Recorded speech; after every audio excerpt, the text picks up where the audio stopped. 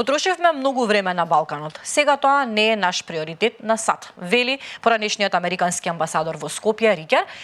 Може да ја прокоментираме оваа изјава? Дали е изненадувачки коментарот на Рикер? Дали дојде неочекувано? Не, за мене воопшто не е изненадувачки, тоа можеше се навести од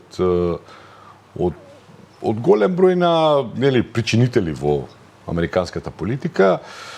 Самата кампања на новостариот председател на САД, Доналд Трамп, беше дека ќе ја стави Америка на првото место и неговиот фокус во меѓународната политика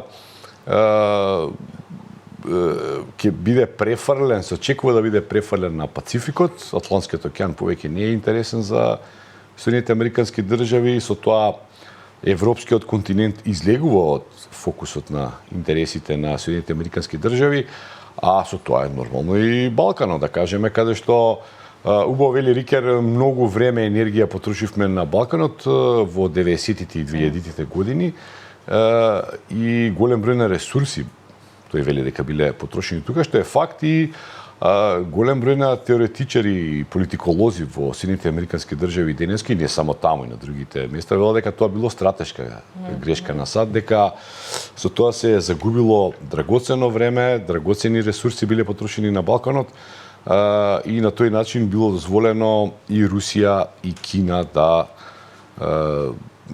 несметано да се развијат и да можат да го прават тоа што денеска го прават, и Америка да биде во една незавидна ситуација. Не знам, може би во иднина, во историските читанки, токму тоа ќе биде причината, значи прво војните во некогашна Југославија, па и нашиот конфликт, па и присуството на Соединетите американски држави на Балканот ќе може биде една од причините за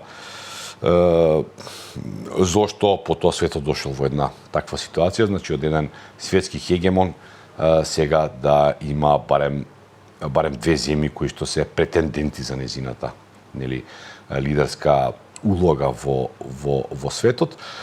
Така да никој не треба да биде изненаден, но еве стигна од еден висок функционер. Па добро, дипломат, така познат, како Филип Рикер, кој едно време беше амбасадор на Соединетите американски држави во Македонија, кој многу добро ги познава состојбите на Балканот, тој беше и во Босна и Херцеговина едно време.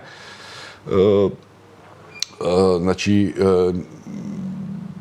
едноставно ни е соопштено дека во наредниот период, а веројатно тој период ќе биде многу долг, ние не треба да очекуваме некакво посебно присуство на американската дипломатија на Балканот, вклучително и во нашите тоа значи дека односи. Доналд Трамп нема да дојде сега кога ќе оди во Франција, нема да намине во Македонија. Па не, тоа не се не очекувало. Сега го се шегува. Да, не се не очекувало.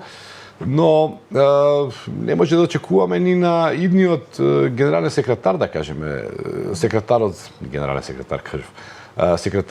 за на Стејт департментот, да кажеме, да дојде во посета на Балканот во скоро време, и тоа, ако дојде, тоа може би било како дел од некоја европска турнеја, па ајде прошета во 3 дена ќе биде во 3 балкански метрополи, например ќе иде во Белград, во Сараево или во Тирана, па ете, може би и во Скопје, може би не, тоа се тие калкулации кога се прават. Тоа што стравувањето тоа е дека сите оние процеси во кои што се наоѓа Македонија и другите балкански земји, ги има многу, нели? Кај нас, да кажеме, во моментов главен е оној спор со Бугарија што го имаме, а се однесува на нашето членство во Европската унија.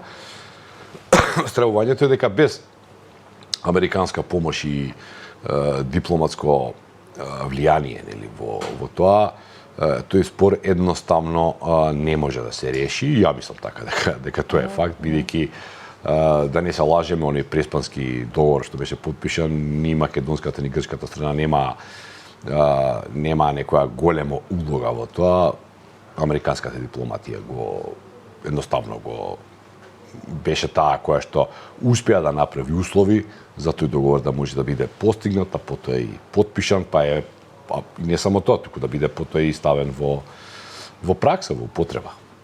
Имам уште неколку минути да искористиме приликата да поразговараме за уште неколку можеби актуелни случувања, што е она што можеби е клучно и важно што се случи на македонско тло, на страна Рикер, значи Рикер не опфати во неговата изјава, но што друго се случи важно во македонската политика за овие 24 часа? Па не многу што битно и важно.